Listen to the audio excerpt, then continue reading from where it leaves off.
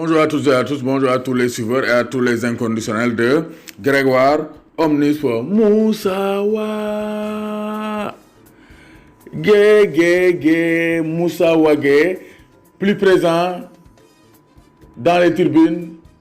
que sur les pelouses. Moussawa Gueye actuellement ne joue plus avec le FC Barcelone, donc début de saison catastrophique pour Moussawa Gueye qui a été promu en équipe première, mais pour l'instant Valverde ne fait pas confiance à l'international Moussa Wagué parce que l'année dernière sax Moussa Wagué mu ngi doon jouer avec l'équipe B di am temps de jeu di ñàkk tuuti mais ren Moussa Wagué frigo lañ ko yóbbu tëj ko congélateur lañ ko yóbbu sax congélateur lañ ko yóbbu moins 4 degrés lañ ko yóbbu Moussa Wagué mënul sax yëngatu il est toujours sur les tribunes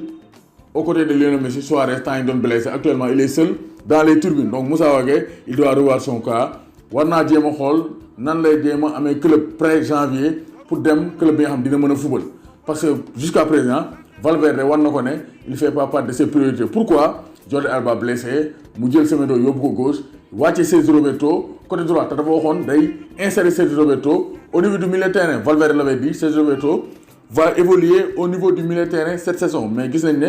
Valverde utilise souvent Sergio Roberto au niveau du poste de latéral droit.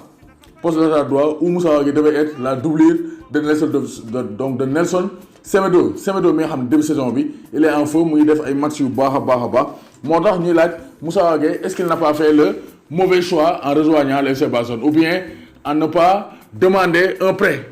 parce que dafa waroon laaj prêt dem équipe bi nga xam ne dina jouer mais gars yi dañ lay jox ay promesses yi nga xamante ne pour ñu tenir ko day métti parce que manifestement Valverde ne compte pas donc pour l'instant sur Moussa Wagué te day impacté sur sa place en équipe nationale du Sénégal. Manque de compétition bi gis nañ ko durant la Coupe d'Afrique des Nations. Premier match face à la Tanzanie inquiété wuñu offensivement gars yi ne bàyyi donc gars yi bàyyi mu jàll gars yi bàyyi mu sedd mais face à l'Algérie dafa feeñ Belayli dafa saaf lekk Moussa Wagué da koy boot di daw ak moom après Aliou Cissé ci la ko génne au profit de Lamine Gassama moom day toj kaani pàccal li ngoom riij bëggëj moom kenn du ko romb soit da ngay romb bàyyi fa bal ba wala nga bàyyi bal ba après nga romb mu jeex tàgg donc moo tax Moussa Wagué il risque de perdre sa place même de doublure en équipe nationale du Sénégal parce que début saison joué gul benn minute te Aliou Cissé war naa joxe liste bi le 30 septembre est-ce que Aliou Cissé dina woo Moussa Wagué mi nga xam ne joué wul benn seconde avec le FC Barcelone cette saison? Ça c'est la grosse question. En tout cas Moussa Wagué doit faire le bon choix et essayer d'obtenir un prêt pour changer d'air et avoir du temps de jeu parce que xale bu ndaw la mënoo am 20 ans di toog banc chaque jour da ngay mujjee sax donc màgget da ngay mujjee congelé ci frigo bi. Donc Moussa Wagué il faut sortir et demander du temps de jeu, demander le prêt nga dem équipe bi nga xam ne di nga fa football pour retrouver ta place en équipe nationale du Sénégal. Sinon Coupe d'Afrique des Nations 2021 bi bu ko ne nii naroo bokk ci voyage bi. Beneen question bi mooy Ismaïla Sarr est-ce que Ismaïla Sarr a-t-il bien fait de signer à Watford? Parce que gis nañ ne quand même Ismaïla Sarr ren bëggoon nañu ko jaay parce que il a fait une excellente saison gars yi bëggoon nañu ko jaay am xaalis. Ismaïla Sarr aussi bëggoon naa dem am benn challenge parce que il a fait le tour de la question avec Rennes de manière globale. Mais est-ce que signer Watford c'était le bon choix? Parce que Watford quand même daaw def na saison bu baax mais équipe yooyu ce ne sont pas des équipes stables mën na def saison bu baax ren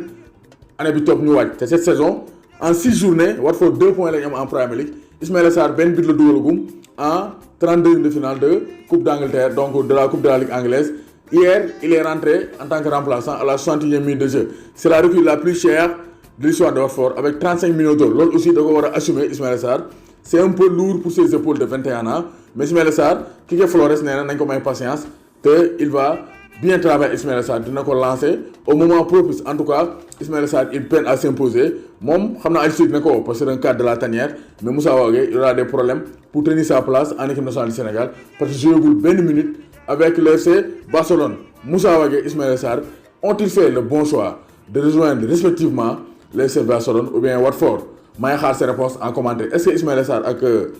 Moussa Wagué dañoo def le bon choix bii rejoindre bii signé Watford wala bii signé le FC Barcelone? maa ngi xaar ses réponses en commentaire. doomu Gaynde Njaay warul tiit warul ragal Ismaïla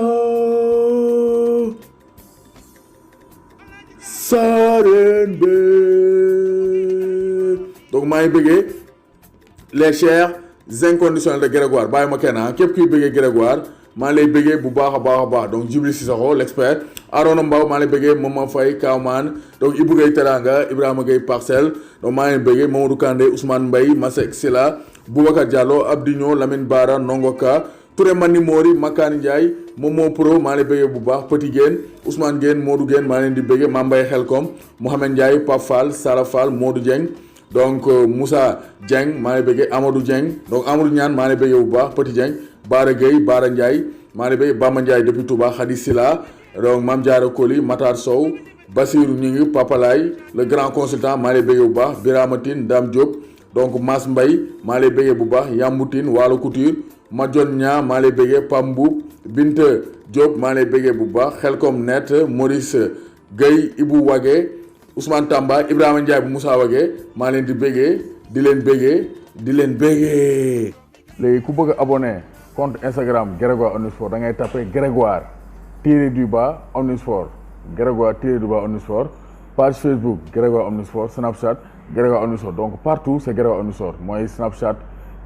Instagram Facebook YouTube Grégoire Omnisport vous serez toujours informé sur tous les réseaux.